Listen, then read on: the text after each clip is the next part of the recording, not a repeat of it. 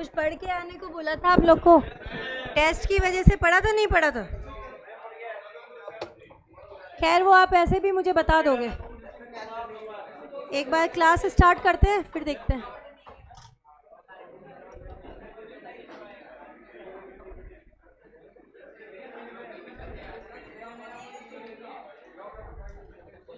हाँ जो बेटा।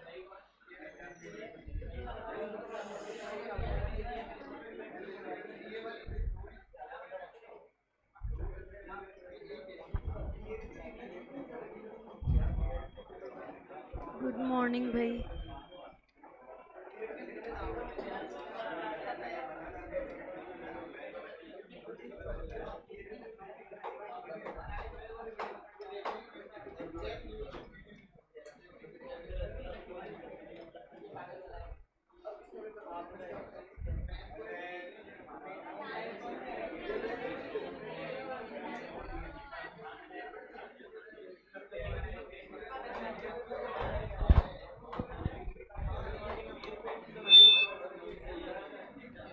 Good morning class, good morning everyone.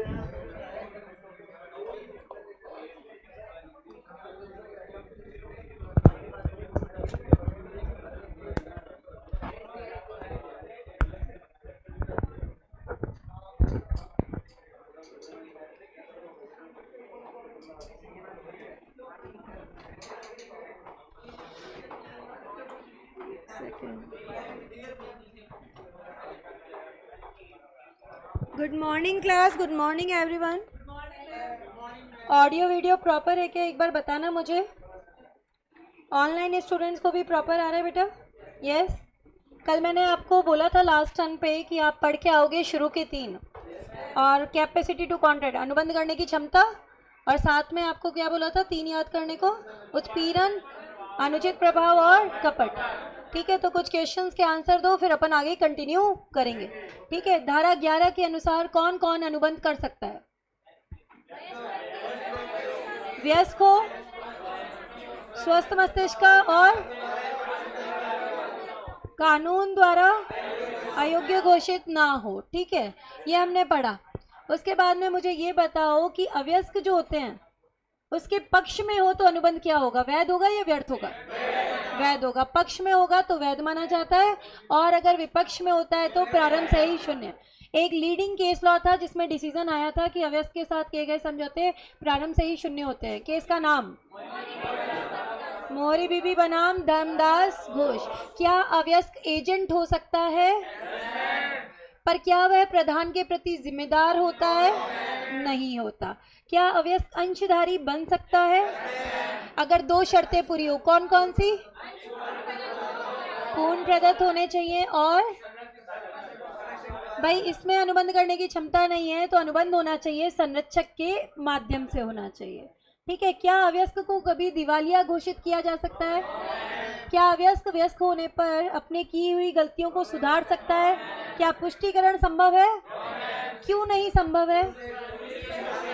जो चीज शुरू से ही गलत है उसे बाद में भी सही नहीं किया जा सकता। बिल्कुल सही कहा आयुषी ने भी। अब इसके बाद में मुझे ये बताओ कि एक अवयस्क है, उसने एक वयस्क के साथ अनुबंध किया कि अपना घर बेच देगा, और वयस्क ने उसको कुछ एडवांस दे दिया। उस एडवांस से उस बंदे ने क्या किया, एक कार खरीद ली। ठीक है, अब क्या अवयस्क को अपना घर वयस्क को देने के लिए मजबूर किया जा सकता है? नहीं। तो क्या हम कह सकते हैं विशिष्ट निष्पादन का आदेश नहीं आएगा? नहीं आएगा। तो आप कार वापस जाएगी कि नहीं जाएगी? वो जाएगी। याद आ रही है चीजें? तो ये हमने अवयस्क की स्थिति के बारे में पढ़ा। अब अपन आ जाते हैं उत्पीड़न। शारीरिक बल का प्रयोग या फिर धमकी दी जाती है, ऐसा कार्य करना या ना करना जो डैश द्वारा वर्जित है। कौन सा? भारतीय दंड विधान द्वारा वर्जित है।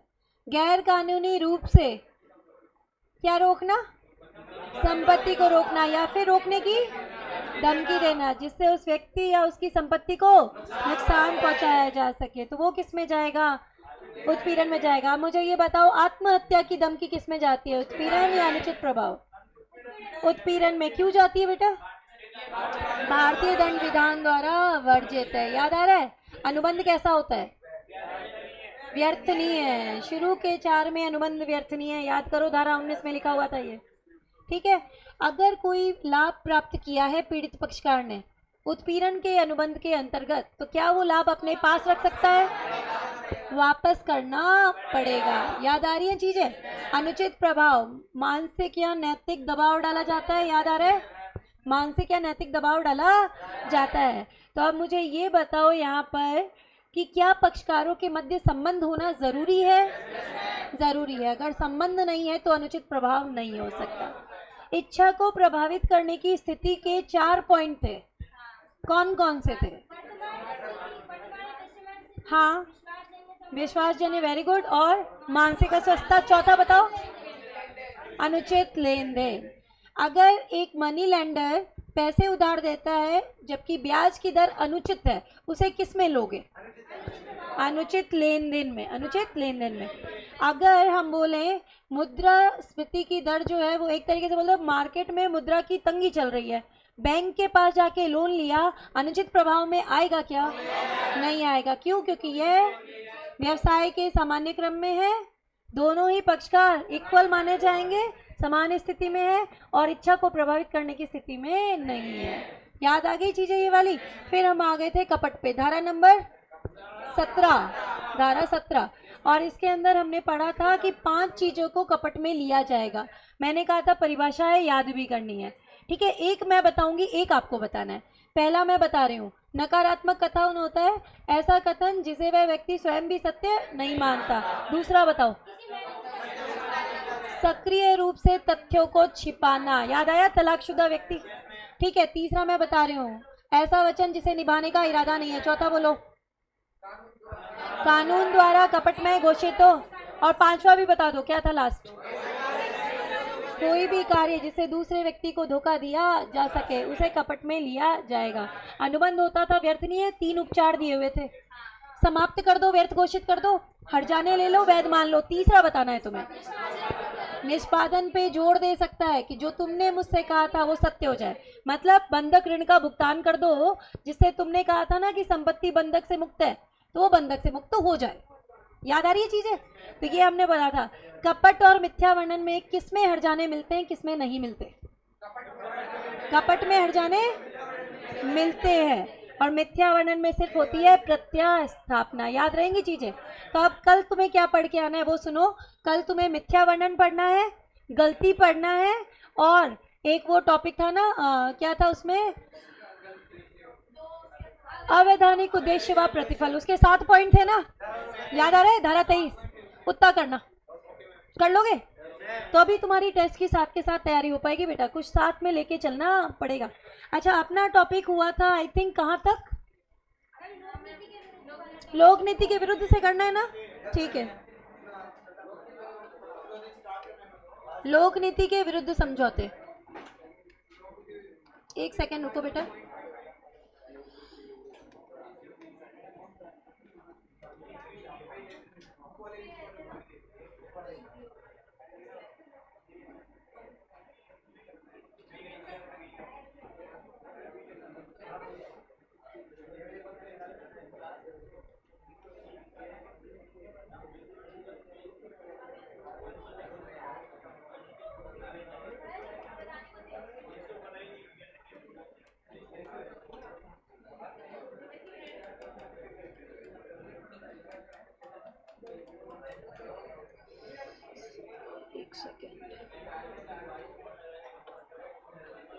मैं आपको यहाँ से करा रही हूँ, इसका रीज़न ये है कि थोड़ा अपना टाइम सेव हो, क्योंकि अपना जो है ना कोर्स बेटा पीछे चल रहा है थोड़ा, ठीक है।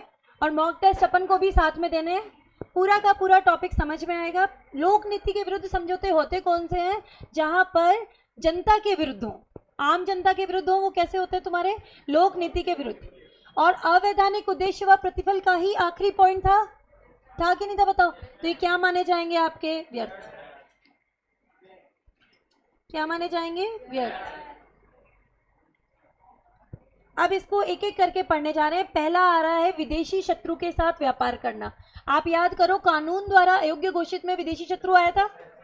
विदेशी शत्रु कौन होता है? जिसके साथ हमारे देश का युद्ध चल रहा है, उस शत्रु देश के सभी नागरिकों को विदेशी शत्रु माना जाता है। सरकार ने एक बहुत बड़ी पावर अपने पास रखी है, अगर केंद्र सरकार अनुमति दे दे, लाइसेंस दे दे, तो विदेशी शत्रु के साथ भी व्यापार किया जा सकता है। तो यहाँ क्या लिखा हुआ है देखो, केंद्र सरकार का लाइसेंस। आप एक नोट डाल के लिखना है यहाँ पर। चलो एक लाइन लिखवा देती हूँ इसके बारे में, हेडिंग डालना, लोक नीति के विरुद्ध समझौते। लोक नीति के विरुद्ध समझौते, उसका पहला पॉइंट है विदेशी शत्रु के साथ व्यापार करना। लोक नीति के विरुद्ध समझौते, लोक नीति के विरुद्ध समझौते, उसका पॉइंट क्या चल रहा है, विदेशी शत्रु के साथ व्यापार करना।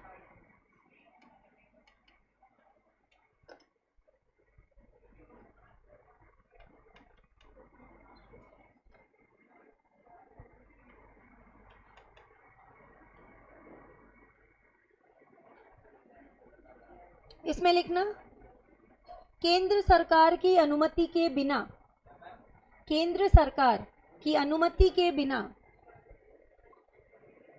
केंद्र सरकार की अनुमति के बिना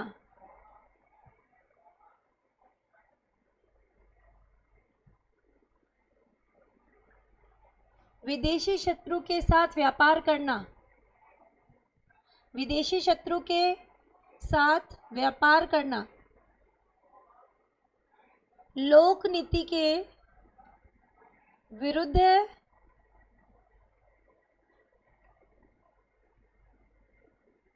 लोक नीति के विरुद्ध है, व्यर्थ माना जाएगा। लोक नीति के विरुद्ध है, व्यर्थ माना जाएगा। पॉइंट से बिल्कुल क्लियर कट समझ में आ रहा है। अगर केंद्र सरकार अनुमति दे दे तो विदेशी शत्रु के साथ भी व्यापार किया जा सकता है। पॉइंट से क्लियर है कि नहीं है बताओ। नेक्स्ट पॉइंट इसमें आ रहा है दंडनीय मामलों को दबाना। नेक्स्ट हेडिंग देखो क्या दी हुई है, कानून का मार्ग अवरुद्ध करना। इसको इंग्लिश में बोलते हैं स्टिफलिंग प्रोसिक्यूशन और हिंदी में बोलते हैं कानून का मार्ग अवरुद्ध करना। अब इसमें क्या चीज दी हुई है ये देखो, एक बार शॉर्ट में आपको समझा देती हूँ, फिर वहां से ले लेंगे अपन। भारतीय दंड विधान है ना अपना, भारतीय दंड विधान के अंतर्गत दो तरीके के अपराध बताए गए हैं बेटा। एक तो होते हैं आपके सुलह करने योग्य या फिर समझौते योग्य, और एक होते हैं जो समझौते योग्य नहीं होते।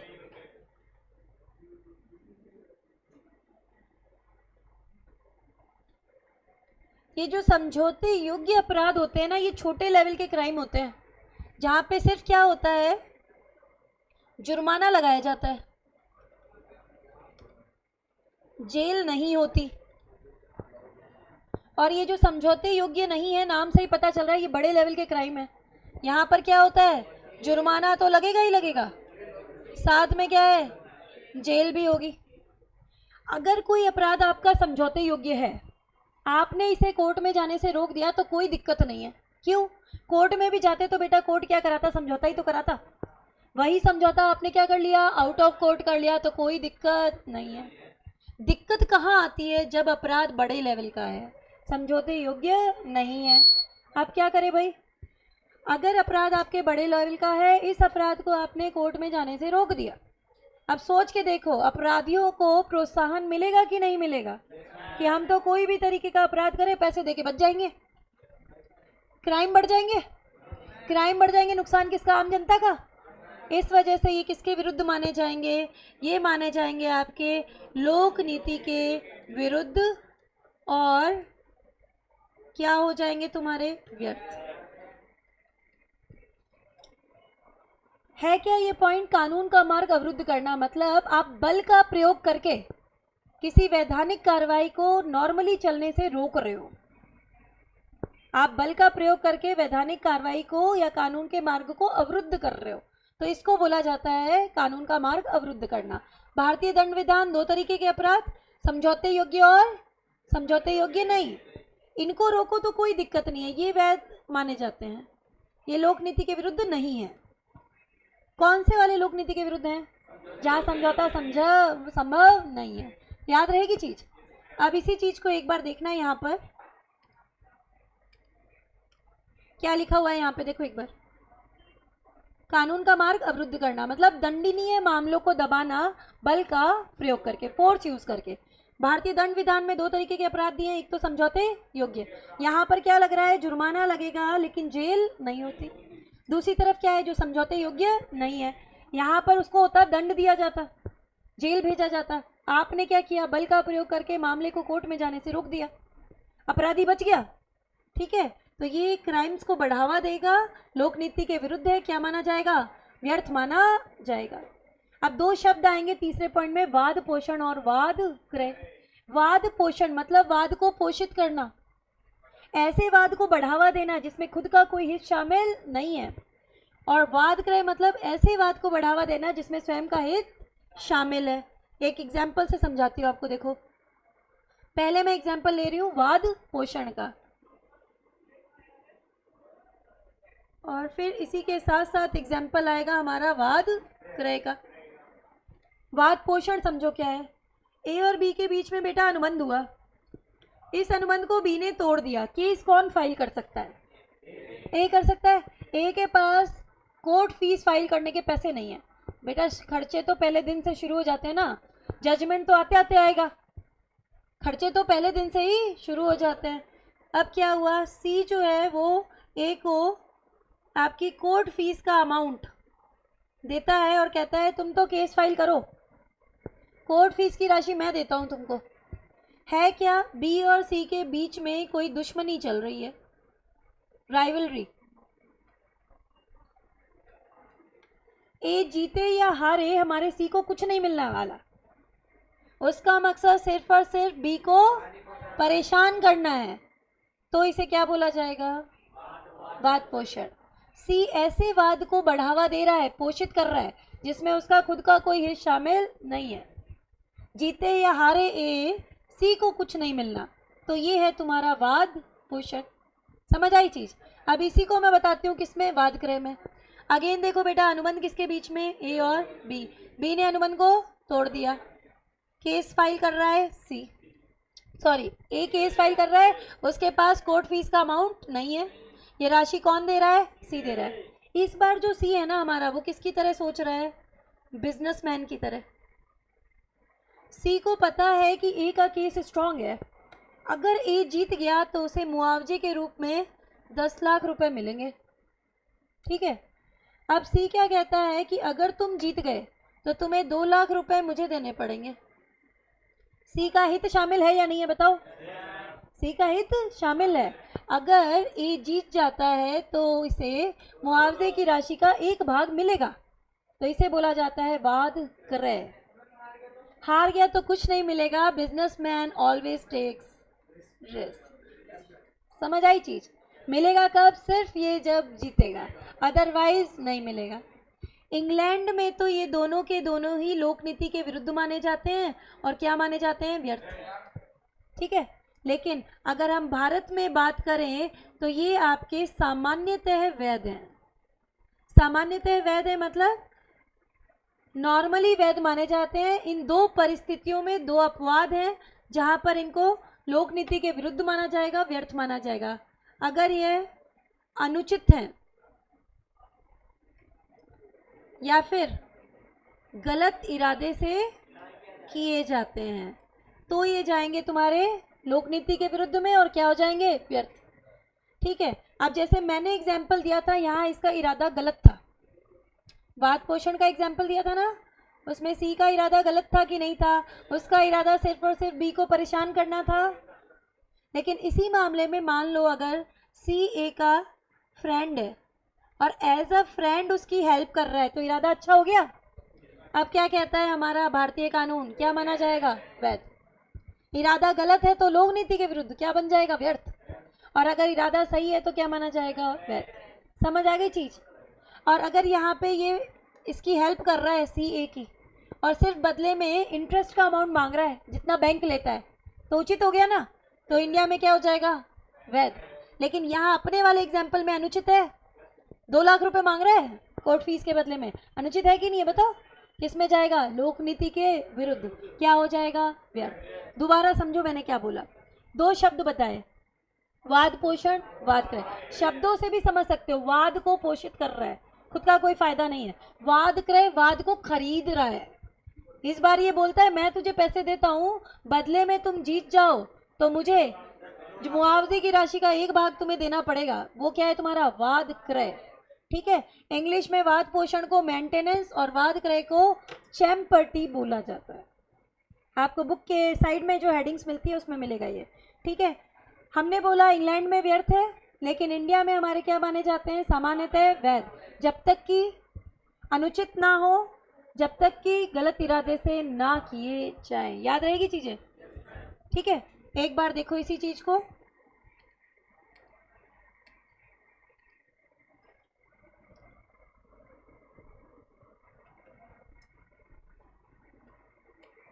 ऐसे वाद को बढ़ावा देना जिसमें स्वयं का हित शामिल है तो वाद क्रय। ऐसे वाद को बढ़ावा देना जिसमें स्वयं का हित शामिल नहीं है, वो हो गया तुम्हारा वाद पोषण। इंग्लैंड में हमेशा व्यर्थ होते हैं, भारत में सामान्यतः वैध है, जब तक कि अनुचित ना हो, जब तक कि गलत इरादे से ना किए जाए। यही वो दोनों एग्जाम्पल हैं जो मैंने तुम्हें अभी एक्सप्लेन किए हैं। याद रहेगी चीजें? नेक्स्ट आ गया हमारा, देखो, सार्वजनिक पदों की बिक्री। सार्वजनिक पदों की बिक्री और सार्वजनिक जो आपके रिवॉर्ड्स होते हैं, पब्लिक रिवॉर्ड्स, उनकी बिक्री, दोनों चीजें यहाँ पर शामिल है। ए ने बी से बोला कि मुझे आयकर विभाग में नौकरी दिला दोगे ना तो मैं तुम्हें 10 लाख रुपए दूंगा। पब्लिक ऑफिसर को रिश्वत देना, पब्लिक ऑफिसर को रिश्वत देना पॉइंट नंबर 4 में कवर होता है, लिख लो एक बार। सार्वजनिक अधिकारी, सार्वजनिक अधिकारी को अगर आप क्या दे रहे हो? ब्राइब दे रहे हो, रिश्वत दे रहे हो, तो वो किस में कवर होगा? पॉइंट नंबर 4 में, सार्वजनिक पदों की बिक्री। पहला एग्जाम्पल मैंने अभी आपको बताया, आयकर विभाग में नौकरी दिला दो, 10 लाख रुपए दूंगा। गलत है कि नहीं है ये बताओ मुझे। आपने वेब सीरीज देखी थी एस्पिरेंट, यूपीएससी वगैरह एग्जाम पे आधारित थी, तो लोग 3-3 साल से इनकी प्रिपरेशन कर रहे हैं, 2-2 साल से। अगर पैसे दे करके इस तरीके से आप पोस्ट अलॉट करोगे, जनता का नुकसान है या नहीं है ये बताओ? जो बंदा सही पोस्ट पे पहुंचना चाहिए था वो नहीं पहुंच पा रहा, आप क्या कर रहे हो? पैसे दे करके, पैसे ले करके किसी ऐसे बंदे को प्रमोट कर रहे हो जो डिजर्व ही नहीं करता। तो ये आपका लोक नीति के विरुद्ध है, क्या माना जाएगा? व्यर्थ माना जाएगा। आपकी पब्लिक पोस्ट तो आई थिंक समझ में आ गई। दूसरा भी बता देती हूँ, पब्लिक अवार्ड भी इसमें शामिल है। टीवी पे अवार्ड शोज देखे बेटा? नॉमिनेशन सार 4-5 नॉमिनेशन दिखा दिया आपको, है ना? फिर कहते हैं ज्यूरी बैठती है और इनमें से किसी एक को अवार्ड दे दिया जाता है। ऐसा ही होता है कि नहीं होता, ये बताओ मुझे। ठीक है, अच्छा मान लो पद्म विभूषण का अवार्ड है, पब्लिक अवार्ड है, पद्म श्री, पद्म विभूषण। इनके लिए क्या हुआ? 3 बंदों का नाम शॉर्टलिस्ट हुआ। अब 3 में से एक को मिलेगा इनाम। अब हुआ क्या? जूरी बैठी थी जो ये डिसाइड करेगी कि इन 3 में से किसको पद्म विभूषण का अवार्ड दिया जाए। आपने जूरी के बंदे को ही रिश्वत दे दी। क्या बोला? पद्म विभूषण का अवार्ड मुझे दिला दोगे तो मैं तुम्हें 20 लाख रुपए दूंगा। किस में जाएगा? सार्वजनिक पदों की बिक्री या सार्वजनिक उपाधियों की बिक्री। ठीक है, लोक नीति के विरुद्ध है या नहीं है बताओ? है। किसमें जाएगा? व्यर्थ होगा। ठीक है, अब आ गया नेक्स्ट पॉइंट, एकाधिकार, मोनोपोली जिसको बोला जाता है। सिंगल सेलर है, जिस रेट पे गुड्स बेचेगा खरीदना पड़ेगा, पब्लिक के पास कोई ऑप्शन ही नहीं है बेटा। जिस रेट पे गुड्स बेचेगा लोगों को खरीदना पड़ेगा, क्यों? उनके पास कोई विकल्प ही नहीं है। क्या मैं कह सकती हूँ कि एकाधिकार द्वारा प्रतिद्वंदिता समाप्त हो जाती है? सिंगल सेलर है, कोई है ही नहीं उसका कंपटीटर, तो कंपटीशन नहीं है तो नुकसान आम जनता का ही होता है। वो जिस रेट पे बोलेगा गुड्स खरीदो, तुम्हारे पास कोई ऑप्शन ही नहीं है, खरीदने पड़ेंगे, ऑप्शन नहीं है ना। तो एकाधिकार से प्रतिद्वंदिता समाप्त, प्रतिद्वंदिता समाप्त तो नुकसान आम जनता का, लोक नीति के विरुद्ध व्यर्थ माना जाएगा। अच्छा, क्या मैं कह सकती हूँ कि एकाधिकार तब तक संभव नहीं है जब तक कि सरकार स्वयं उसका समर्थन ना करे, है ना?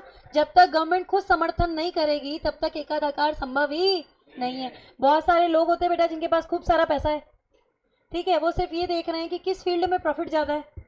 अब उन्हें पता चलेगा इस फील्ड में प्रॉफिट ज़्यादा है तो वो लोग भी एंटर कर जाएंगे। अब वो एंटर कर जाएंगे तो ये सिंगल सेलर रहेगा कहाँ, नहीं रह पाएगा ना। तो वहाँ पे एकाधिकार संभव ही नहीं है। वो तो सिर्फ तभी हो सकता है जब गवर्नमेंट वो पर्टिकुलर अपना सेक्टर अपने पास रख ले, रेलवे वगैरह, डिफेंस वगैरह जैसे इन्होंने रख रखे हैं ना, उस तरीके से। एकाधिकार समझ में आ गया।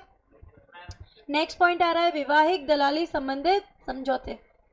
वैवाहिक दलाली संबंधित समझौते पंडितों के धंधों पे ताले लगाए हैं, पंडितों के धंधों पे ताले लगाए हैं। मूवीज वगैरह देखते हो, सीरियल्स वगैरह, उसके अंदर होता है ना, पंडित होते हैं, एक जगह से रिश्ता लेके गए दूसरी जगह, ठीक है, और दोनों साइड से क्या करते हैं, कमीशन खाते हैं, है ना, और दोनों जगह सेटिंग करवाते हैं और शादी करवाते हैं। तो आप पैसे दे रहे हो एक व्यक्ति को कि मुझे बीवी दिला दो, तो वो इसमें जाता है वैवाहिक दलाली संबंधित समझौता।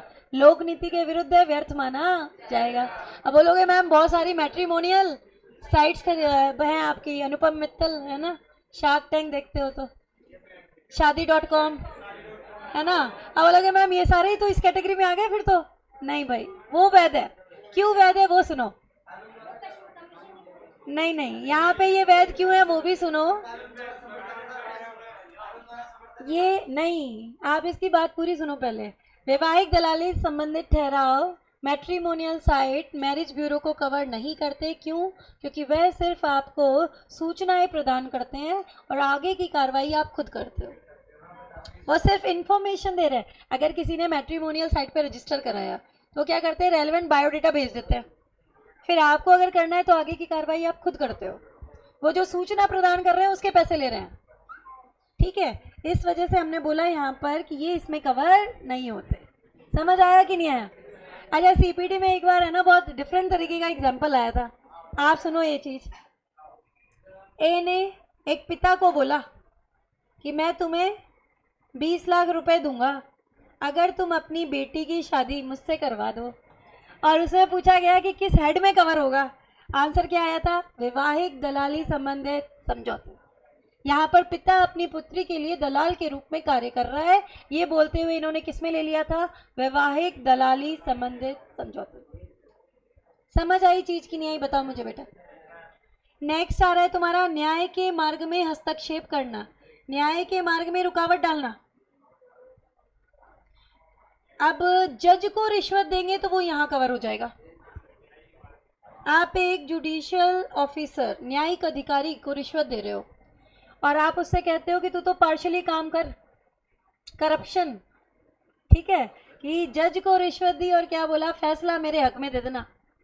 जज को रिश्वत दे रहे हो कि फैसला मेरे हक में दे देना, तो न्याय के मार्ग में हस्तक्षेप कर रहे हो, लोक नीति के विरुद्ध माना जाएगा, व्यर्थ माना जाएगा। या फिर विटनेस होते ना, गवाह, उनको पैसे दे दिए। और पैसे हमेशा गलत काम के लिए देते हो, सही काम के लिए पैसे देता कौन है? तो आपने विटनेस को पैसे क्यों दिए? आपने उसको बोला कि जिस दिन है ना गवाही हो उस दिन तू अनुपस्थित हो जाना, आना ही मत, तेरी गवाही बहुत इंपॉर्टेंट है, तू आएगा नहीं तो अपने आप ही डिसीजन मेरे फेवर में आ जाएगा।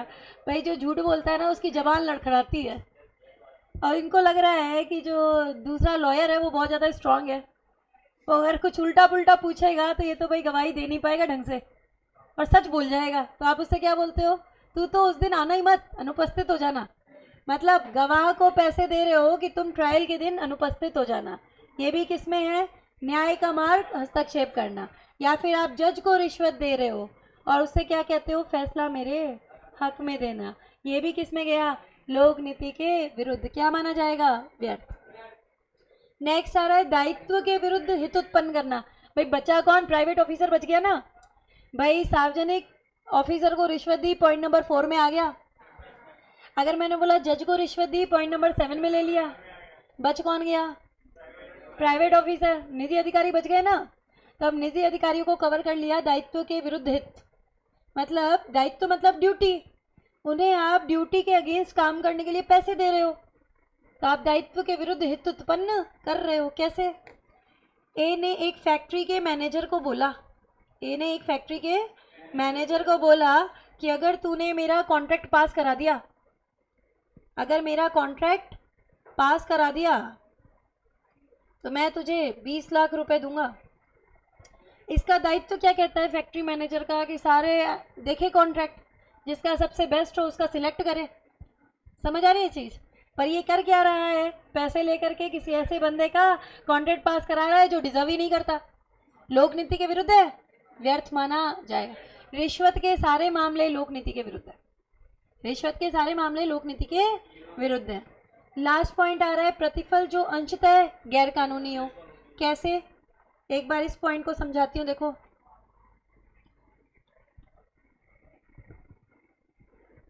एक समझौता है जिसके दो भाग हैं। एक तो है तुम्हारा वैध, इस पॉइंट के लिए बना लेना ये वाला है ना, और दूसरा क्या है? अवैध। एक समझौते के दो भाग हैं, एक वैध है और दूसरा अवैध है। अगर आप इन्हें पृथक कर सकते हो, ठीक है, तो वैध वाला भाग तो वैध माना जाएगा, मतलब प्रवर्तनीय है, और अवैध वाला भाग व्यर्थ घोषित कर दिया जाएगा। क्यों? आप अलग अलग कर सकते हो ना, आप अलग अलग कर सकते हो, परंतु यदि पृथक करना संभव नहीं है, आप पृथक नहीं कर सकते, तो पूरा का पूरा क्या माना जाता है? व्यर्थ। पूरा का पूरा क्या माना जाता है? व्यर्थ। आपने पढ़ा था अवैध के संपार्श्विक व्यर्थ होते हैं, अवैध से जुड़े हुए भी क्या माने जाते हैं? व्यर्थ माने जाते हैं। अगर आप अलग नहीं कर सकते हो तो पूरे का पूरा व्यर्थ हो जाएगा, नहीं हो जाएगा? बताओ। एक एग्जाम्पल से समझाती हूँ। ए ने बी को अपनी फैक्ट्री में बोला कि मैं तुम्हें सुपरवाइजर की पोस्ट पर नियुक्त करता हूँ, बदले में तुम्हें 20 लाख रुपए की सैलरी दूंगा और तुम्हें मेरे लिए 2 काम करने पड़ेंगे। ए जो है वो है फैक्ट्री का मालिक, तुम्हें मेरे लिए 2 काम करने पड़ेंगे। एक कार्य तो वैध है, कौन सा? आपको क्या करना है? इंडिगो होता है ना, नील लगाते हैं जो कपड़ों में, उसका निर्माण करना है। ये पहले आईसीआई में दिया हुआ एग्जाम्पल था, बाद में हटा दिया, ठीक है। दूसरा कार्य क्या दिया गया कि आपको कुछ अवैध चीजें हैं जिनकी क्या करनी है? तस्करी करनी है। सैलरी कंबाइंड है सैलरी कंबाइंड है कि नहीं है? बताओ। आप पता नहीं लगा सकते कि वैध भाग के लिए कितनी सैलरी आ रही है और अवैध भाग के लिए कितनी सैलरी आ रही है। पृथक करना संभव नहीं है ना, नहीं है ना, पूरे का पूरा समझौता व्यर्थ माना जाएगा। समझ आई चीज की नहीं आई? बताओ। ये चीज तुम्हारी कहाँ दी हुई है? धारा नंबर 24 में, जो ये कहती है कि यदि प्रतिफल या उद्देश्य आंशिक रूप से वैध है और आंशिक रूप से अवैध है, आंशिक रूप से वैध है, आंशिक रूप से अवैध है, और उन्हें पृथक करना संभव नहीं है, तो ये पूरे का पूरा व्यर्थ माना जाएगा। ठीक है, ये हमने टॉपिक पढ़ा लोक नीति के विरुद्ध। शॉर्ट में रिवाइज करते फिर आईसीआई से लेंगे, ठीक है, ताकि आपको साथ के साथ याद होता रहे। लोक नीति के विरुद्ध समझौते अवैधानिक उद्देश्य व प्रतिफल का ही भाग हैं, इसलिए व्यर्थ होते हैं। ठीक है, पहला हमने क्या पढ़ा? विदेशी शत्रु के साथ व्यापार करना। केंद्र सरकार की अनुमति के बिना विदेशी शत्रु के साथ व्यापार करना लोक नीति के विरुद्ध है, व्यर्थ माना जाएगा। दूसरा पढ़ा कानून का मार्ग अवरुद्ध करना। 2 तरीके के अपराध होते हैं, समझौते योग्य और समझौते योग्य नहीं। किसको रोकोगे तो लोक नीति के विरुद्ध है? समझौते योग्य नहीं। क्यों? क्योंकि ये बड़े लेवल के अपराध है, यहाँ पर जेल भी होती है। ऐसे अपराधों को कोर्ट में जाने से रोका, क्रिमिनल को एंकरेजमेंट मिलेगा कि कोई भी अपराध करे हम तो पैसे देके बच जाएंगे। क्राइम बढ़ जाएंगे, क्राइम बढ़ जाएंगे तो नुकसान किसका? आम जनता का। ये लोक नीति के विरुद्ध है। ठीक है, फिर हमने पढ़ा वाद पोषण वाद क्रय। ऐसे वाद को बढ़ावा देना जिसमें तुम्हारा खुद का कोई हित नहीं है, वो बंदा जीत जाए तुम्हें कुछ नहीं मिलना, वाद पोषण। ऐसे वाद को बढ़ावा देना जिसमें तुम्हारा हित है, अगर वो बंदा जीत गया तो तुम्हें मुआवजे की राशि का एक भाग मिलेगा। अब ये किसमें? वाद क्रय। इंग्लैंड में हमेशा व्यर्थ, भारत में सामान्यतः वैध, जब तक कि अनुचित ना हो, गलत इरादे से ना किए जाएं। याद आ रही है चीजें? फिर हमने बोला सार्वजनिक पदों की बिक्री। आप सार्वजनिक ऑफिसर को रिश्वत दे रहे हो कि ये पोस्ट मुझे दिला दो, या फिर आपने जूरी के बंदे को रिश्वत दी और क्या बोला कि ये सार्वजनिक अवार्ड या उपाधि मुझे दिला दो, या फिर आपने एक सार्वजनिक अफसर को बोला कि मैं तुम्हें इतने रुपए दूंगा तुम अपनी पोस्ट से रिटायर हो जाओ ताकि इस पोस्ट पे मैं या मेरा कोई जानकार नियुक्त हो सके, तो ये भी रिश्वत देना ही है। किस में जाएगा? सार्वजनिक पदों की बिक्री। एकाधिकार वाले समझौते, एकाधिकार से प्रतिद्वंदिता समाप्त। प्रतिद्वंदिता समाप्त तो मतलब क्या है? लोक नीति के विरुद्ध, व्यर्थ माना जाएगा। वैवाहिक दलाली संबंधित समझौते लिए अपन ने, आप पैसे देके बोलते हो कि मुझे बीवी दिला दो, तो ये लोक नीति के विरुद्ध है, व्यर्थ माना जाएगा। पर मैट्रिमोनियल साइट, मैरिज ब्यूरो वैध है, ये सिर्फ सूचनाएं देते हैं, आगे की कार्रवाई आप खुद करते हो। ठीक है। न्याय का मार्ग हस्तक्षेप करना, जज को रिश्वत देना, गवाह को रिश्वत देना कि गवाही के दिन अनुपस्थित हो जाओ। फिर हमने क्या लिया इसके अंदर? हित के विरुद्ध दायित्व। दायित्व कैसे? प्राइवेट ऑफिसर को रिश्वत दी थी, वो इसमें कवर हुआ था। फिर हमने बोला प्रतिफल या उद्देश्य आंशिक रूप से वैध है, आंशिक रूप से अवैध है, पृथक करना संभव नहीं है, तो पूरे का पूरा व्यर्थ माना जाएगा। पूरी हेडिंग मैंने तुम्हें समझा दी लोक नीति के विरुद्ध। यहाँ तक किसी को डाउट है तो बताओ मुझे। अब हम इसे आईसीआई से कवर कर लेते हैं तो हमारा टॉपिक कंप्लीट हो जाएगा।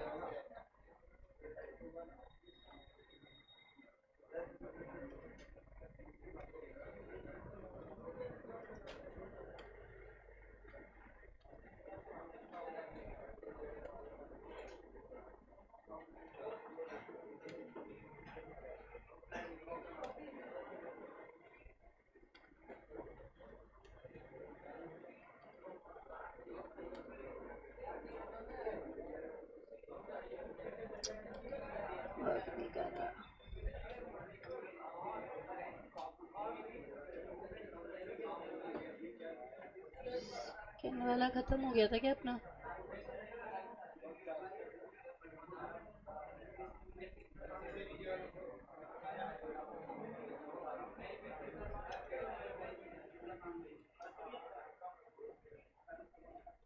देखो यहाँ पर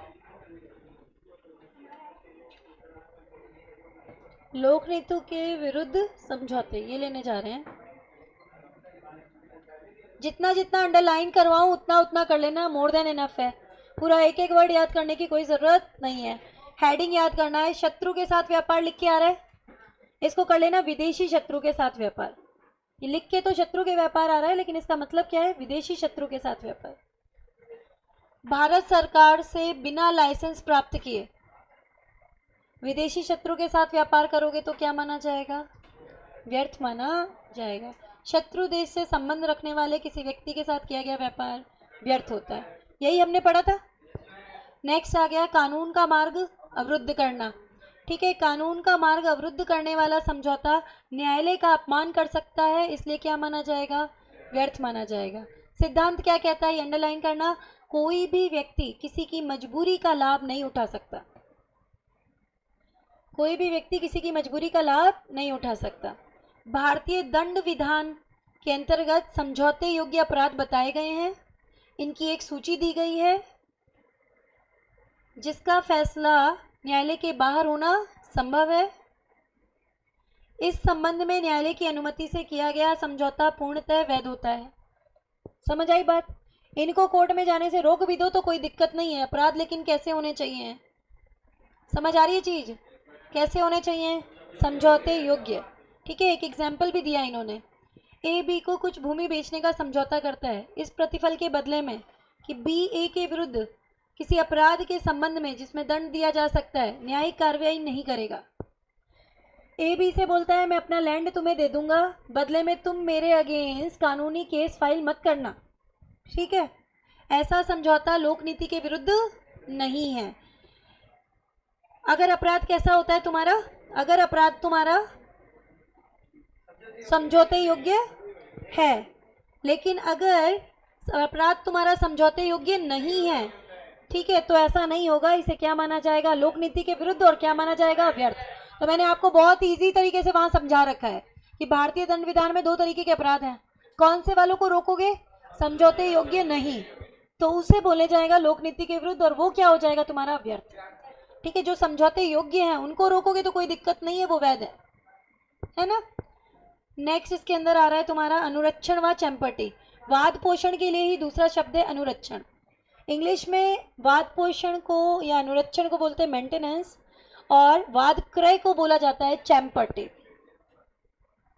यहाँ वाले वर्ड भी याद रखना बेटा, अनुरक्षण और चैम्पटी। अनुरक्षण मतलब मेंटेनेंस, वाद पोषण बोला जिसे हमने, और चैम्पटी मतलब वाद क्रय। अनुरक्षण क्या होता है वो बताया इन्होंने, ऐसा ठहराव है जिसमें एक व्यक्ति वाद को बनाए रखने का वचन देता है जिसमें उसका खुद का कोई हित नहीं होता। चैम्पटी ऐसा ठहराव है एक व्यक्ति कार्रवाई को रकम का भाग देने के लिए वचन के बदले में मुकदमे में दूसरे व्यक्ति की सहायता करने की सहमति देता है। अगर वो बंदा जीतेगा तो मुआवजे की राशि का एक भाग इसको मिलेगा, इसका हित शामिल है, तो ये किस में जाएगा, वाद क्रय में, जिसे हम क्या बोलते हैं, चैम्पटी। चाहे तो लैंग्वेज यहाँ की लो, चाहे तो पीडीएफ की ले लो, एक ही बात है। वहाँ इजी मिलेगी, यहाँ थोड़ा सा कठिन होगा। आगे क्या बोला, इंडिया में क्या सिचुएशन है, इन्हें क्या माना जाता है, वैध, जब तक कि ये वर्ड अंडरलाइन करना, अनुचित ना हो, किसी के प्रति अन्याय वाले ना हो, या दुर्भावनापूर्ण उद्देश्य से ना किए गए, इतना करना है बस, इतना ही करना है तुम्हें, यही शब्द आने चाहिए बस तुम्हारे, हो जाएगा। नेक्स्ट आ रहा है सार्वजनिक या सरकारी पदों की बिक्री। किसी पद पर इस पद के योग्य व्यक्ति को ही नियुक्त किया जाना चाहिए। यह सुझाव के हित में है कि धन देकर सार्वजनिक पदों को प्राप्त करने के लिए किए गए समझौते जननीति के विरुद्ध है। क्यों, क्योंकि जो डिजर्विंग व्यक्ति है, श्रेष्ठ व्यक्ति है, वो सही जगह नहीं पहुंच पाएगा। सही बात समझ आई कि नहीं आई बताओ। लोग इसके लिए सालों से तैयारी कर रहे हैं, आपने तो पैसे लेके पोस्टर लॉट कर दी, गलत माना जाएगा। ठीक है, उदाहरण दिए इसमें देखो, सरकारी कर्मचारी को धन देने का समझौता ताकि वो अपने पद से क्या हो जाए, रिटायर्ड, सेवानिवृत्त, ताकि उसकी जगह दूसरा व्यक्ति नियुक्त किया जा सके, व्यर्थ है, लोक नीति के विरुद्ध है। धन देकर पद्म विभूषण जैसी सार्वजनिक प्रतिष्ठा प्राप्त करने का समझौता व्यर्थ है, किसमें गया, सार्वजनिक पदों की बिक्री। एक एग्जाम्पल याद रखना, वो वाला भी क्वेश्चन की तरह पूछा जाता है, आईटी डिपार्टमेंट में नौकरी दिला दो, 10 लाख रुपए दूंगा। ए ने बोला बी से कि अगर आईटी डिपार्टमेंट में नौकरी दिला दोगे 10 लाख रुपए दूंगा। ये भी आ जाए एग्जाम्पल तो किस में डालना, सार्वजनिक पदों की बिक्री। ठीक है, याद रहेंगी चीज़ें। फिर आया तुम्हारा एकाधिकार वाले समझौते, इसको मैंने आपको समझाया था, याद रखना, एकाधिकार से प्रतिद्वंदिता समाप्त होती है। एकाधिकार की स्थापना के किए गए समझौते जननीति के विरुद्ध है, व्यर्थ है। क्यों होते हैं मैंने तुम्हें समझा दिया। कंपटीशन खत्म, नुकसान आम जनता का, प्रतिद्वंदिता नहीं होती यहाँ पे। हाँ अभी करते बेटा इसको। वैवाहिक दलाली के ठहराव, एक ऐसा ठहराव जो पुरस्कार के लिए विवाह की सौदेबाजी करे, वैवाहिक दलाली अनुबंध के रूप में जाना जाता है, क्या हो जाएगा, व्यर्थ। यह जननीति के विरुद्ध होता है। उदाहरण, ऐसे व्यक्ति को पैसा देने का ठहराव जो पत्नी ढूंढने के लिए रखा गया है। मैंने कहा था ऐसे यही बोलेगा। ठीक है, आप पैसे दे रहे हो एक बंदे को कि मुझे वाइफ दिला दो, तो वो वैवाहिक दलाली संबंधी समझौते में आएगा, लोक नीति के विरुद्ध व्यर्थ माना जाएगा। विवाह के लिए सौदेबाजी किया जाए, इसके लिए पैसे देते हैं तो किस में जाता है, वैवाहिक दलाली में। नोट पढ़ो इसका, मैरिज ब्यूरो केवल सूचनाएं देते हैं, सौदेबाजी नहीं करते, इसलिए ये वैध है, वह इस पॉइंट में कवर नहीं होते, है ना। नेक्स्ट आ गया न्याय के मार्ग में हस्तक्षेप करना। 2 चीजें याद आ रही है, बताई थी, एक तो लिया था जज को रिश्वत देना, और एक कहा था गवाह को पैसे दे रहे थे कि भाई गवाही के दिन अनुपस्थित हो जाना, याद आ रहा है चीजें। ठीक है, अब इसमें देखो कैसे दिया है, एक समझौता जिसका उद्देश्य किसी न्यायिक अधिकारी को पक्षपातपूर्ण व भ्रष्ट तरीके से काम करने के लिए प्रेरित करना है, इसे जननीति के विरुद्ध माना जाएगा, व्यर्थ माना जाएगा। इसका मैंने तुम्हें उदाहरण दिया, जज को रिश्वत देना। न्यायिक अधिकारी को आप क्या कह रहे हो कि पार्शियलिटी से काम करे, जज को ही तो रिश्वत दे रहे हो। पॉइंट समझ आया कि नहीं आया बताओ। तो प्रैक्टिकल के हिसाब से मैंने कॉन्सेप्ट क्लियर कर दी, जज को रिश्वत देते हो कि फैसला मेरे हक में दे दो, तो किस में जाएगा, न्याय के मार्ग में हस्तक्षेप करना। दूसरा देखो, ए द्वारा बी को पुरस्कार देने का समझौता व्यर्थ होगा यदि ए के विरुद्ध एक मुकदमे में गवाह हो सकता है इस प्रतिफल के लिए कि वह सुनवाई के समय उपस्थित ना हो। मतलब गवाही के दिन अनुपस्थित हो जाओ तो मैं तुम्हें 10 लाख रुपए दूंगा। ये भी आपका किसमें गया, न्याय के मार्ग में हस्तक्षेप करना, लोक नीति के विरुद्ध है, व्यर्थ माना जाएगा। 2 एग्जाम्पल याद रहेंगे, जज को रिश्वत देना, फैसला मेरे हक में दो, दूसरा गवाह को पैसे दे रहे हो कि उस दिन अनुपस्थित हो जाए, वो यहाँ पे कवर हो जाएगा। इतना ही करना है इसमें। नेक्स्ट आ जाओ, दायित्व के विरुद्ध हित। दायित्व के विरुद्ध हित में किसको रिश्वत दे रहे थे? Private officer. याद आ रहा है क्या दिया? देखो नीचे ऐसे समझौतों के उदाहरण दिए गए, कुछ डिस्क्राइब नहीं किया, सीधे क्या डाले हैं? एग्जाम्पल। मैंने आपको एग्जाम्पल नंबर 2 एक्सप्लेन किया था, देखो आप एक बार। मेरा ठेका पास करा दो, 2 लाख रुपए दूंगा। प्राइवेट रूप से दे रहा है, ब्राइब है, रिश्वत है, लोक नीति के विरुद्ध है, क्या माना जाएगा? व्यर्थ। ठीक है, नेक्स्ट देखो, प्रतिफल जो अंशतः गैर कानूनी है। एक तुम्हें ये मैटर कहाँ से लेना है वो सुनो एक बार। आई थिंक ये एंड है, यहाँ से लेना आप एक बार। ये सामान्य सिद्धांत है, यदि किसी प्रतिफल में कुछ गैर कानूनी होता है, न्याय संगत प्रतिफल का कोई वचन नहीं। लो यहाँ से, रुको एक मिनट, यहाँ से लो। सामान्य नियम है, जब किसी अनुबंध का वैधानिक भाग उसके अवैधानिक भाग से, ठीक है, और नीचे आएगा अब ये नेक्स्ट में,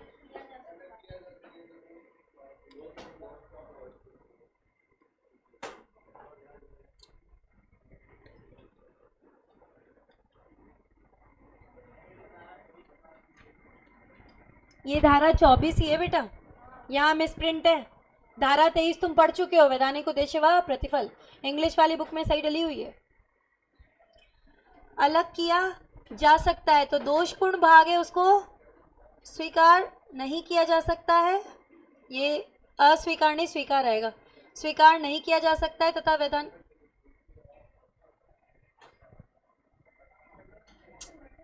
उल्टा लिख गया है ये। दोषपूर्ण भाग को स्वीकार नहीं किया जा सकता है और वैधानिक भाग को रोका नहीं जा सकता, या तो यहाँ नई वर्ड यूज कर लो। समझ में आ गई चीज की नहीं आई ये बताओ मुझे। एक समझौते के 2 भाग, एक वैध और दूसरा अवैध, अगर आप पृथक कर सकते हो तो वैध वाला भाग वैध होगा और अवैध वाला भाग व्यर्थ माना जाएगा। इसी को इजी लैंग्वेज में लिख देना। लेकिन अगर आप अलग नहीं कर सकते तो पूरे का पूरा अनुबंध व्यर्थ होगा। इतनी ही लैंग्वेज हमें यहाँ पे करनी है। ये एग्जाम्पल देखो एक बार, ऐसा ही कुछ हमने पढ़ा था, सैलरी अलग थी बस, है ना, कुछ कुछ ऐसा ही था। क्या माना जाएगा? व्यर्थ माना जाएगा। पृथक नहीं कर सकते ना, अब भाई ये नहीं पता लगा सकते वैध भाग के लिए कितनी सैलरी दे रहे हो, और ये नहीं पता लगा सकते अवैध भाग के लिए कितनी सैलरी दे रहे हो, तो पूरा का पूरा ही क्या मान लिया जाएगा? व्यर्थ माना जाएगा। हमने देखो लोक नीति के विरुद्ध का टॉपिक कंप्लीट कर लिया आज, और तुम्हें कल क्या पढ़ के आना याद है ना? ठीक है, मिथ्या वर्णन गलती धारा 23, मिथ्या वर्णन गलती धारा 23, इतना करके आना। कल अपना ये यूनिट अपनी फिनिश हो जाएगी कल, आई थिंक जहाँ तक है, कल नहीं तो परसों तक हो जाएगी। ठीक है, परसों तो मतलब विद क्वेश्चंस कंप्लीट हो जाएगी हमारी। परसों आपको है ना वो भी लेके आनी पड़ेगी, एमसीसी वाली बुकलेट ले आना, क्योंकि हम इसके क्वेश्चन करेंगे बेटा, तो आपके पास क्वेश्चंस होने चाहिए परसों। कल तो टॉपिक चलेगा, कल तो यहाँ से भी हो जाएगा।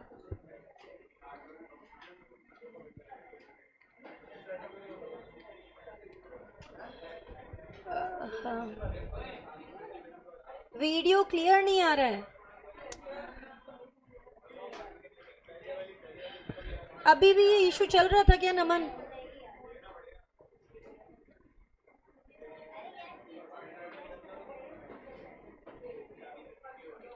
हाँ आयुषी, देखो बेटा, अनुरक्षण मतलब होता है मेंटेनेंस, वाद पोषण, और चैम्पटी मतलब होता है वाद क्रय। चैम्पटी मतलब वाद क्रय। कोई क्वेरी है किसी की बेटा, पूछ सकते हो आप लोग। थोड़ा सा गलती हो गई, बाद में देखा मैंने आपकी ये वाली बात, अदरवाइज पहले ही सॉल्व करवा देते। वीडियो क्लियर नहीं आया ना? कोई डाउट है तो इंद्रजीत एक बार पूछ लो बेटा, देखते हैं रिकॉर्डिंग में प्रॉपर आता है कि नहीं आता है उस अकॉर्डिंग। और कल बेटा आपको पढ़ के आना है, क्या पढ़ के आना है? मिथ्या वर्णन गलती और धारा 23, है ना?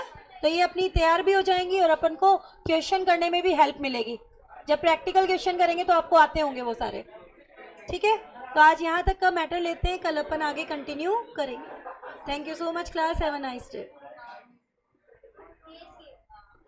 एक बार मैं आपकी प्रॉब्लम बता दूंगी वहाँ पे टेक्निकल स्टाफ को भी, क्योंकि यहाँ से तो लग रहा है जैसे साफ जा रहा है। एक बार और इशू बता देती हूँ कि वीडियो प्रॉपर नहीं आ रहा।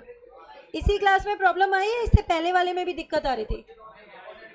आज तो हुई नहीं है इससे पहले क्लास, नहीं आया था। चलो मैं बात करके देखती हूँ क्या इशू है ना।